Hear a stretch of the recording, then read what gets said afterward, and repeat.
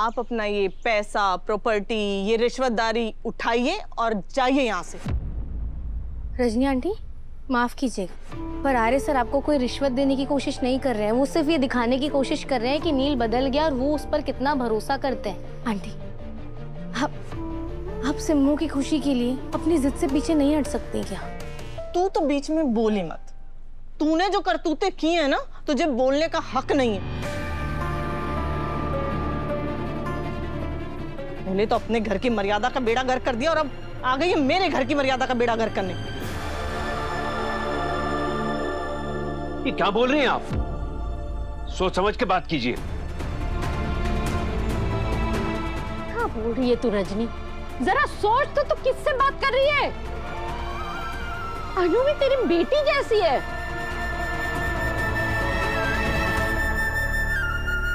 Rajni aunty, मर्यादा का मतलब चुप रहना नहीं होता। अगर कोई चीज हमें सही लगती है ना, तो उसके लिए लड़ना भी चाहिए। और ये बात सिर्फ मैंने अपने मम्मी पापा से नहीं, बल्कि आपसे भी सीखी है रजनी आंटी। इसलिए आज मैं अपनी बेस्ट फ्रेंड सिम्मू की खुशी के लिए ना यहाँ आई हूँ और आखिर तक उसके लिए लड़ती रहूंगी।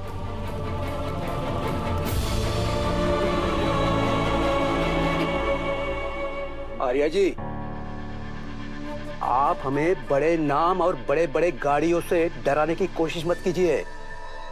सिमरन की किस्मत का फैसला हो चुका है।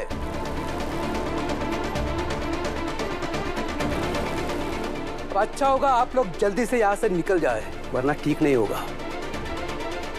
विपिन, तू पिंटू को लेके अंदर जा।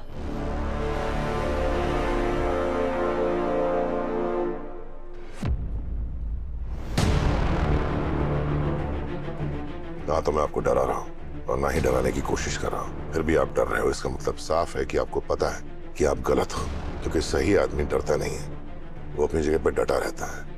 जैसे मैं खड़ा हूँ, अनु खड़ी है, सिमरन खड़ी है।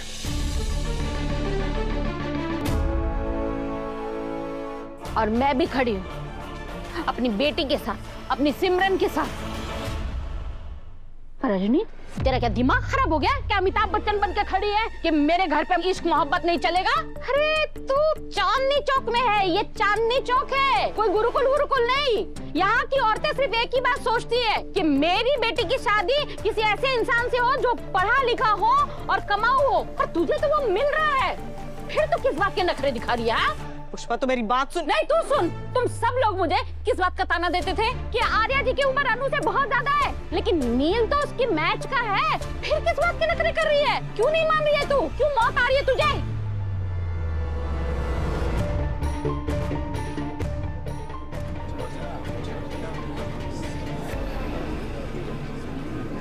पुष्पा जी, ये आप क्या कह रही हैं? दूसरों को घर बचाने के लिए अपने घर के मामलों को बस के नीचे क्यों डाल रही हैं आप?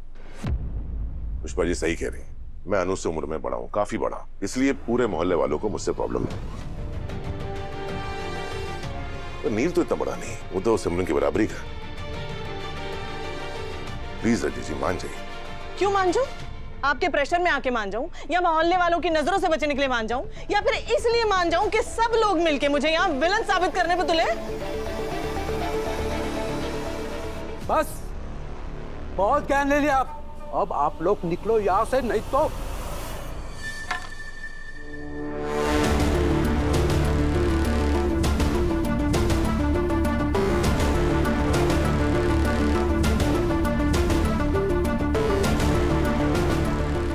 हथियार उठाना मुझे भी आता है, आवाज मुझे भी ऊंची करनी आती, पर जब बात सही कर रहे हो तो ये सब करने की जरूरत नहीं पड़ती। चाहे कुछ भी हो जाए, मैं नहीं मानूंगी। मैं उम्र भर ना अपनी बेटी को अपने घर में कैद करके रखूंगी, लेकिन इस नील से उसकी शादी नहीं होने दूंगी। सिमरन मेरी बेटी है, वो क्या करेगी क्या नहीं करेगी इसका फैसला मैं लूंगी। मैं यहाँ अगर किसी को ये फैसला लेने का हक है तो वो मैं हूँ, ना तुम, ना ये मोहल्ले वाले, और ना आप।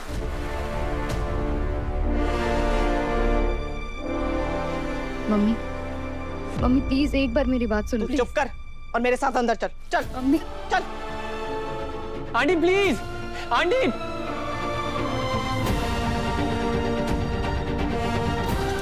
आंटी दरवाजा खोलिए। सिमरन,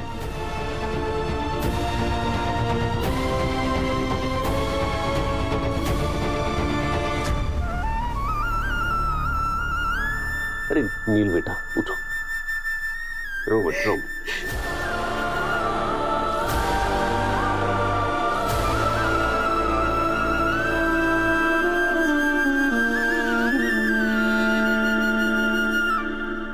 नील, रोने की जरूरत नहीं, चिंता मत करो, इसका फैसला आज रात को ही होगा। बस एक बार रजनी जी को सच दिखाने की जरूरत है, उसके बाद उनकी ना अपने आप हाँ में बदल जाएगी।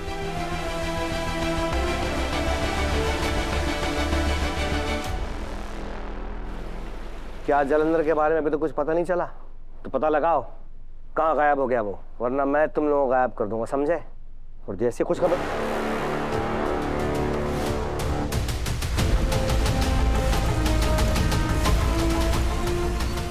कुछ टाइम पहले जब मैं आपसे पूछ रही थी कि ये जलंधर कौन है, तब आपने कहा कि आप जानते तक नहीं हैं और आप अभी उसी के बारे में बात कर रहे थे। ये अचानक कैसे हुआ? कौन है ये जलंधर? और अब आप ये मत पूछिएगा कि मैं इतना इंटरेस्ट क्यों ले रही हूँ। आई फील कुछ तो गड़बड़ है, सिर्फ ऑफिस में ही नहीं, आर्य सर के घर में भी। आपको लग रहा होगा कि ये सब मुझे ही अजीब लग रहा है। नहीं, बिल्कुल नहीं छींदे, ये मुझे नहीं, सर की फैमिली में भी सबको ये अजीब ही लग रहा है। मैडम आप गलत डायरेक्शन में जा रही हैं। कुछ टाइम पहले मानसी मैम ने मुझसे पूछा था कि क्या मैं जलंधर को जानती हूँ, तो मैं उन्हें कोई जवाब नहीं दे पाई थी, इसलिए मैं आपसे पूछ रही हूँ, क्या इस जलंधर का अन्नू से कोई लेना देना है? उसने कोई गड़बड़ की है? कल आर्य सर अचानक घर से गायब हो गए थे, क्या ये उसी वजह से है सर? मेरा मैडम आपको तो सब पता चल जाता है। आपका नेटवर्क तो पुलिस से भी ज्यादा फास्ट चलता है, तो पता कर लीजिए जो करना है। बिल्कुल, सर की लाइफ में क्या चल रहा है ये तो मुझे पता चल ही जाता है, और अगर पता ना चले तो मैं पता लगवा ही लूंगी।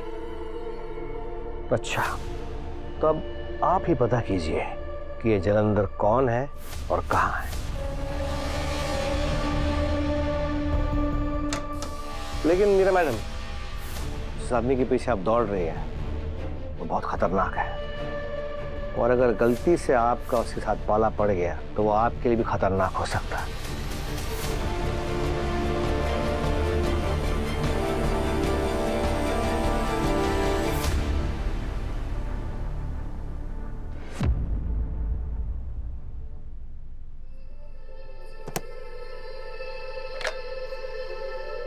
हाँ सुनो, एक प्लेट गर्मा गर्म पकौड़े और वो घी वाले छोले और बढ़िया भटूरे भेजो। भटूरे तेल में डूबे होने चाहिए। सर, ये आपने क्या किया? आपने क्या ऑर्डर किया? छोले भटूरे, वो भी एक्स्ट्रा ऑयली। भूल गए आपकी तबीयत ना अभी भी पूरी तरीके से ठीक नहीं हुई और डॉक्टर ने आपको ऑयली खाने के लिए सख्त मना किया। वो क्या है ना, जब मूड थोड़ा ड्राई हो ना तो ऐसा ऑयली खाना खा के खुशी मिलती है। मूड थोड़ा ड्राई हो, पर आपका मूड ड्राई क्यों है? ये तुम्हारी आंखों को देख के लग रहा है कि वो कभी भी गीली हो सकती है। हाँ सर, वो जो कुछ भी हुआ ना उसके बारे में थोड़ा सोच सोच कर टेंस्ड हो गई मैं। तो ठीक है, जब जब मुझे तुम्हारे चेहरे पर टेंशन दिखेगी तुम्हें मेरी प्लेट में ऑयली खाना दिखेगा। नहीं, बिल्कुल भी नहीं। देखिए, मेरा मूड ना अब बिल्कुल नॉर्मल हो गया, तो अब नो छोले भटूरे नो पकोड़े, आप सारा ऑर्डर कैंसिल कर दीजिए, ठीक है? नहीं नहीं नहीं नहीं, अभी भी टेंशन है, थोड़ा कम हुआ है। तो एक काम करते हैं, एक आइटम कैंसिल कर देते हैं, ठीक है? पकौड़ा कैंसिल, लेकिन वो छोले भटूरे जरूर। नहीं, देखिए सर, मेरी शक्ल को, मेरी टेंशन अब और कम हो गई, और देखिए अब मैं स्माइल भी कर रही हूँ।